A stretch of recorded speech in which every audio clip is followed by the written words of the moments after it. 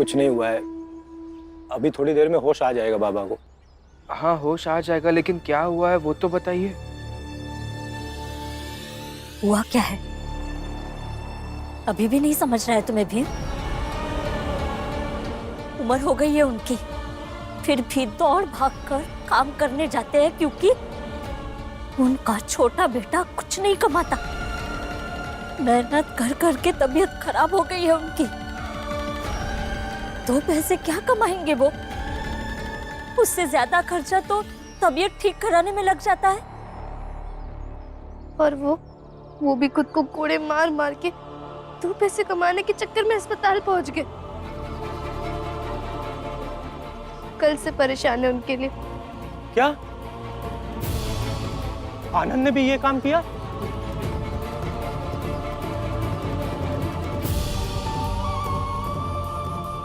आनंद ने भी मतलब? इसका क्या मतलब है काका?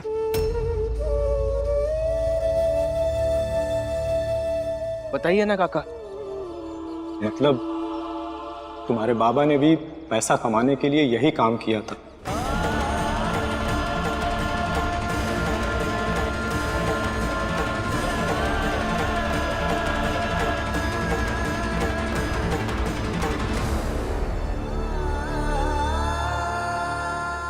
मैं उन्हें हर रोज मना करता था ये काम मत करो, और मैंने कई बार कोशिश की कि घर पर तुम लोगों को ये बात बताऊं, लेकिन तुम्हारे बाबा हर बार मुझे कुछ ना कुछ बोल के चुप करा देते थे। तमाशा दिखाते दिखाते एक बार एक सर्कस वाले की नजर हम पर पड़ी। उसने राम जी से कहा कि तुम यही करतब हमारे सर्कस में दिखाओ तो ज्यादा पैसे मिलेंगे। जितने ज्यादा अपने आप को चोट पहुंचाओगे उतने ज्यादा पैसे मिलेंगे। राम जी ने ज्यादा पैसा सुनकर हाँ कह दिया। मजबूरन में मुझे भी उनके साथ जाना पड़ा। वहां हर रोज अपने आप को चोट पहुंचाते थे और हर रोज तबीयत खराब होती थी। और फिर कल शाम को आपको चोट पहुंचा रहे थे, चोट मारते मारते वो अचानक से गिर गए और बेहोश हो गए। डॉक्टर ने कहा कि कमजोरी की वजह से इनको चक्कर आ गया है, होश में आने में कम से कम 1 दिन का समय लगेगा। फिर मैंने सोचा कि यही मौका है राम जी को घर ले जाने का, क्योंकि होश में रहकर राम जी तो कभी घर जाने के लिए तैयार नहीं होते। इसलिए मैंने इन दोनों भले लोगों से मदद के लिए कहा, तो ये लोग उठाकर तुम्हारे बाबा को यहाँ पर लाके पहुंचा दिए। वरना रोज राम जी अपने आप को चोट पहुंचाते हैं, तकलीफ देते हैं, और मैं ऐसे ही तमाश बिंदु की तरह तमाशा देखता रहता।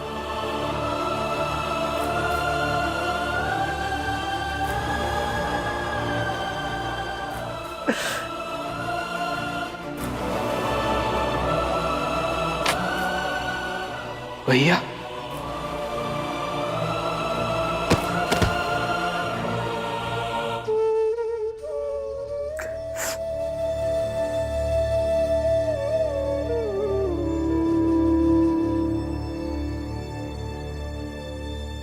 जीजा भाई, ये कुछ पैसे हैं जो तुम्हारे पति ने कमाए। लोगों के पति मेहनत करके पसीना बहाकर पैसे कमाकर अपनी पत्नी को देते हैं, लेकिन तुम्हारे पति ने खून निकाल कर पैसे कमाए हैं। दर्द के रिश्ते का तमाशा बनाकर पैसे कमाए हैं। ये सिक्के अपने पास रखो, जो करना है ना करो।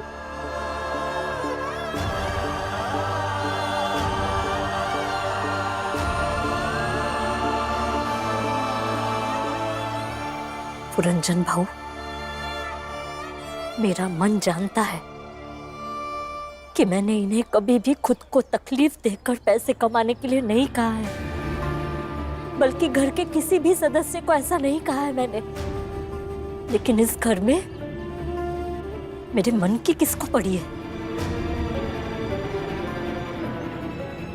सबको यही लगता है कि जीजाबाई पैसे पैसे पैसे करते रहती है, लेकिन वो किस लिए, ये कोई नहीं समझता। क्या कभी सोचा है आपने, एक औरत अपना घर कैसे चलाती है? उसी घर को चलाने के लिए कहती हूं मैं कि पैसे कमाने चाहिए,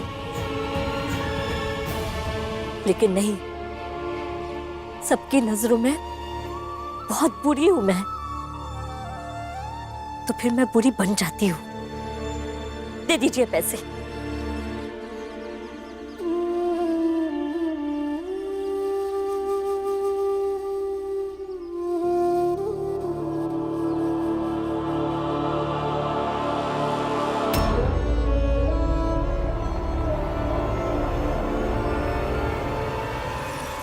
ये मेरे भैया की मेहनत के पैसे हैं।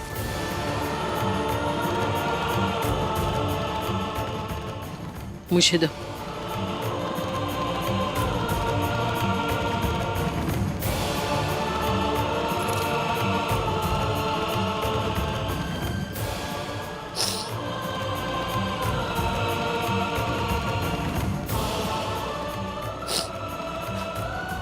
लक्ष्मी, ये पैसे ले और आनंद को अस्पताल से लेकर आ। बेम, अब इतने पैसे तो बचे हैं कि हम रमा को हवालात से लेकर आ सकते हैं।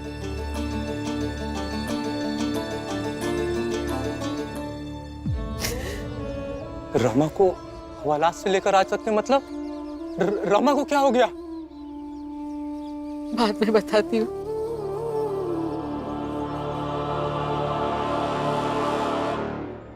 आप सबको तो बहुत बुरा लग रहा होगा ना? कल रात से तो यही कह रहे थे कि भीम कुछ करता नहीं है, जिम्मेदारी का पाठ पढ़ा रहे थे उसे। लेकिन देखिए, रामजी भाऊ तो आ गए। एक बाप अपने बेटे के सामने बड़ा बनकर खड़ा हो गया।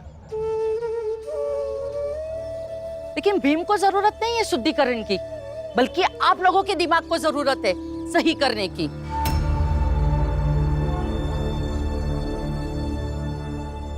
बेब, चला माँ को लेकर। बुआ, आप और पुरंजन काका रमा को लेके आइए। मैं बाबा के पास बैठूंगा। बाबा को पूरा संसार मानकर रोऊंगा उनके सामने बैठकर। यही मेरी सजा होगी। अब जाइए और मुझे रोने दीजिए। लक्ष्मी, जा आनंद को लेकर आ।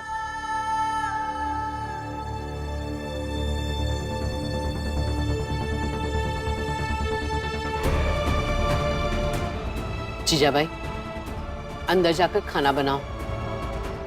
पति घर आ गया है, बेहोश है। होश में आएगा तो उसे भी खाना चाहिए।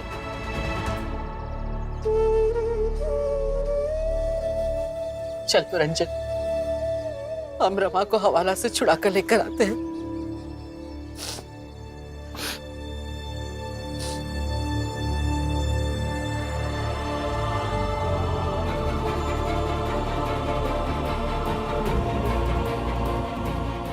जाइए, सब अपना अपना काम कीजिए।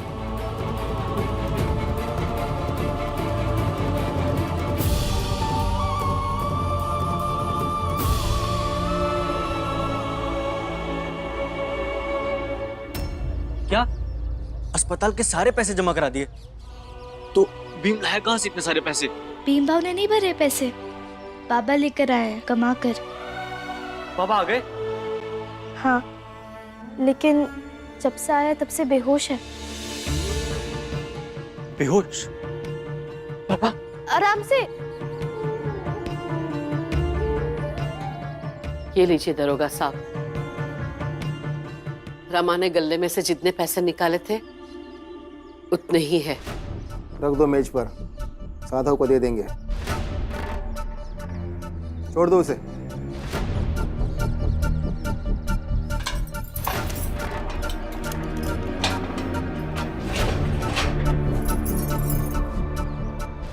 काका, बाबा कहाँ है?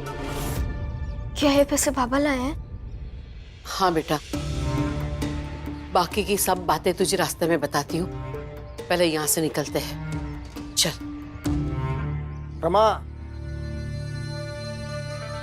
इस बार तो तुम बच गए, लेकिन अगर नहीं सुधरी और तुम्हारा वो पति भीमराव वो भी अगर नहीं सुधरा तो किसी दिन ऐसे फंसोगी कि वापस बच नहीं पाओगी।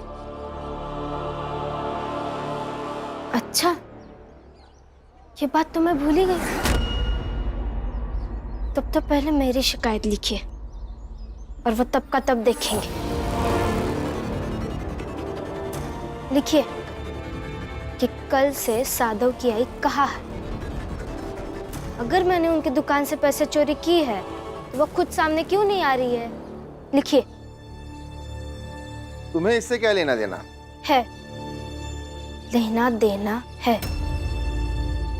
एक तो ये सवाल मैं आपसे कर रही हूँ, जबकि यही सवाल आपको साधव से करना चाहिए था। और साधव की आई मेरे लिए बहुत मायने रखती है।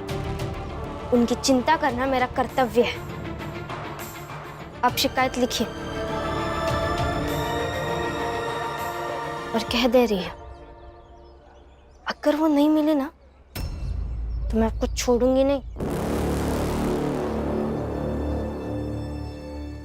और फिर मेरे पति भीमराव को तो जानते ही हैं आप कि वो न्याय के लिए क्या क्या कर सकते हैं। लिखिए शिकायत।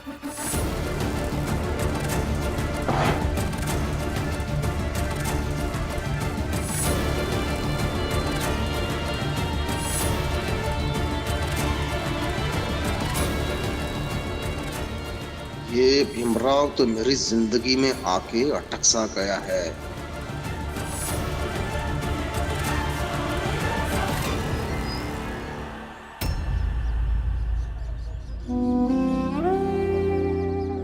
बाबा, बाबा,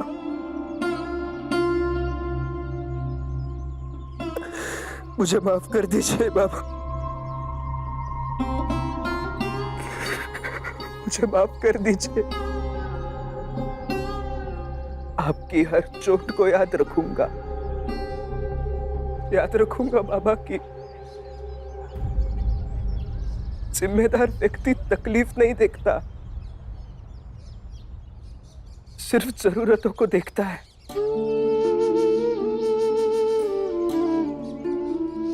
याद रखूंगा कि घर के मुखिया का होना क्या होता है।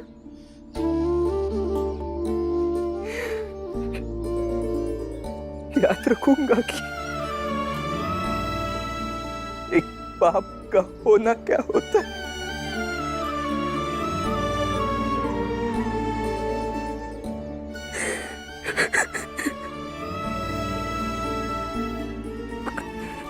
और ये भी याद रखूंगा बाबा,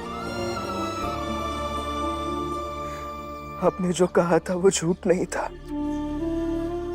आप चाहे मेरे पास रहे या मुझसे दूर, लेकिन हमेशा मेरे साथ रहेंगे।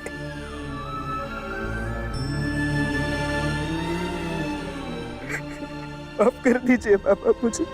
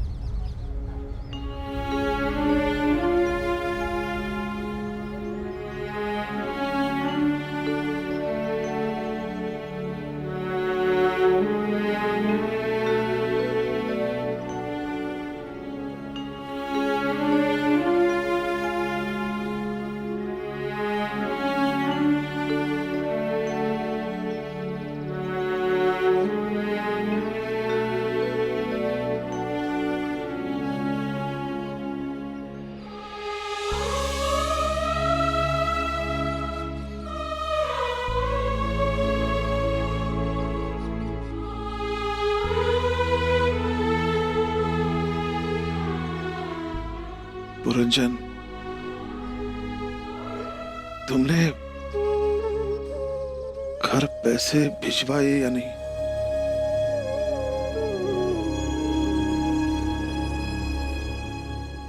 पैसे पहुंच गए बाबा, लेकिन आपको वहां जाने की जरूरत नहीं थी।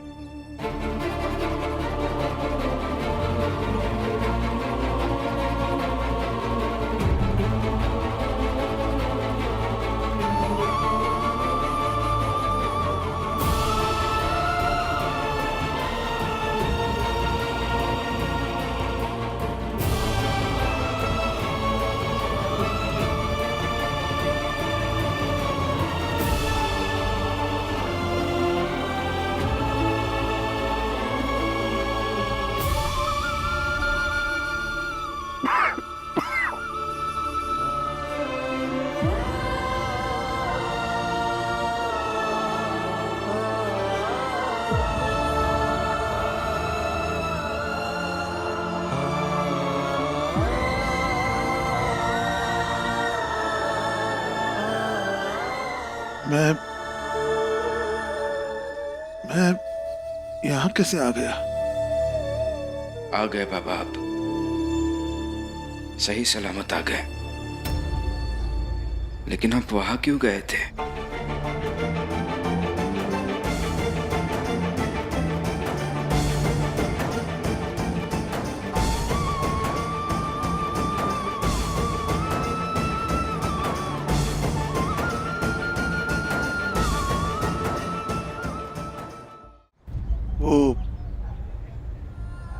वहां कुछ काम नहीं था, वहां चला गया। काम, पैसा, घर की जिम्मेदारी, सब जरूरी होता है ना। लेकिन उसके लिए वहां जाने की कोई जरूरत नहीं थी। आगे कभी भी आप हमें बिना बताए ऐसे चले नहीं जाएंगे। और जाने से पहले एक बार सोचा भी नहीं बाबा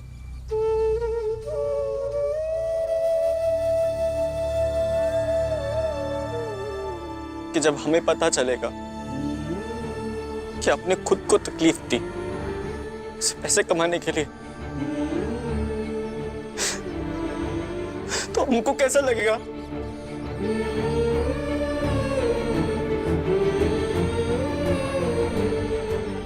बाबा, ये उम्मीद नहीं थी आपसे, और मुझे आप दोनों से ये उम्मीद नहीं थी। घर चलाने के लिए आप दोनों ने अपने आप को मारने का काम किया। बाबा बिना बताए इतने दूर चले गए, और आनंद भैया आपने भी नहीं बताया। ये काम करने से अगर आप दोनों को कुछ हो जाता तो मैं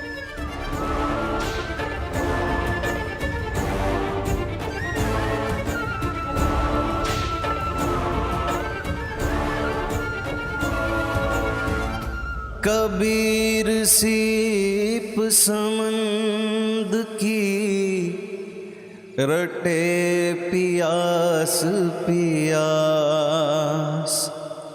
समुदहि तिनका करी गिने स्वाति बूंद की आस, स्वाति बूंद की आस।